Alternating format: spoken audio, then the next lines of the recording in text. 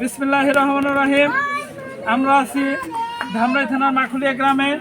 এখানে 7টি গ্রামের মানুষ কুখ্যাত ভূমিদস্যু তৌহিদের বিরুদ্ধে মানববন্ধনের জন্য উপস্থিত হয়েছে। আপনারা জানেন এই কুখ্যাত ভূমিদস্যু তৌহিদ জামাত শিবিরের এজেন্ট। তিনি জামাত নেতা, স্বাধীনতা বিরোধী।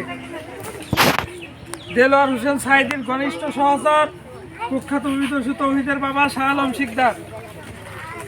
উনি প্রথমে একটি কাইজেন গ্রুপ নামে প্রতিষ্ঠান খুলে তারই একটি শাখা হলো আকসিননগর এবং হোম টাউন।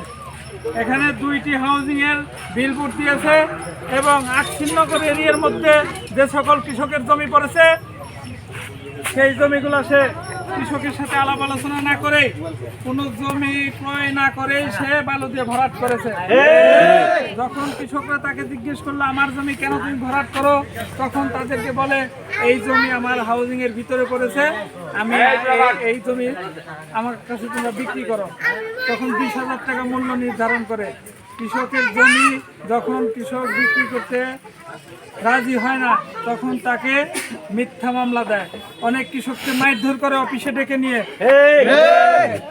ডেকে নিয়ে মারধর করেছে অনেক কৃষককে, তারপরে বালি দিয়ে ভরাট করেছে। এই কৃষকরা মানুষের দ্বারে দ্বারে ঘুরেছে, প্রশাসনের কাছে গিয়েছে, বিভিন্ন দপ্তরে গিয়েছে, কোথায় তারা আশ্রয় পায়নি। রাজনৈতিক নেতাদের বাসায় গিয়েছে, কিন্তু তারা কৃষকদের কোনো কথা শুনেনি। তারা ভূমিদস্যু তৌহিদ যা বুঝিয়ে বলেছে তাই তারা বিশ্বাস করেছে। আপনারা জানেন এই কুখ্যাত ভূমিদস্যু তৌহিদ ঢাকা বিশ্ববিদ্যালয়ের কিছু প্রফেসর এবং জাহাঙ্গীরনগর বিশ্ববিদ্যালয়ের কিছু প্রফেসর তাদের দিয়ে বিভিন্ন দপ্তরে পাঠিয়ে কৃষকদের নামে মিথ্যা তথ্য দিয়েছে, বলছে এখানে কৃষকদের কোনো জমি নাই।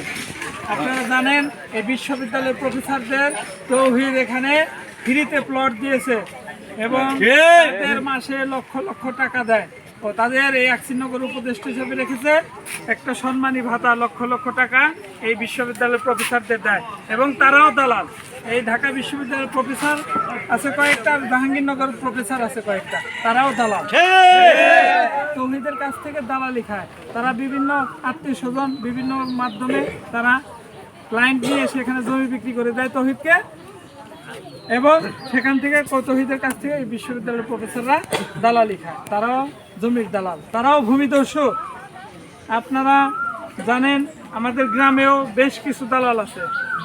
এই দালালগুলা তৌহিদের টাকা পয়সা নেয় এবং তারা সাভার থেকে সন্ত্রাস বাহিনী ভাড়া করে এনে মাঝে মধ্যে অতর্কিতভাবে কৃষকদের উপর হামলা করে।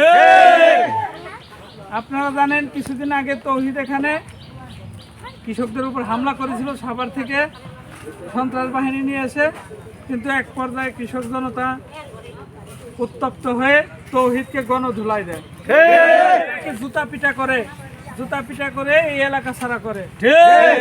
আমরা এই আজকের এই মানববন্ধন থেকে বলতে চাই, আবারও যদি তৌহিদ এই এলাকায় আসে, তৌহিদকে সকলেই ধরে জুতার মালা গলায় পরিয়ে এই এলাকা দিয়ে হাঁটাবেন এবং তার সাথে যে সকল দালাল বাহিনী আছে তাদেরকেও জুতার মালা গলায় দিয়ে এই এলাকা দিয়ে হাঁটাতে হবে।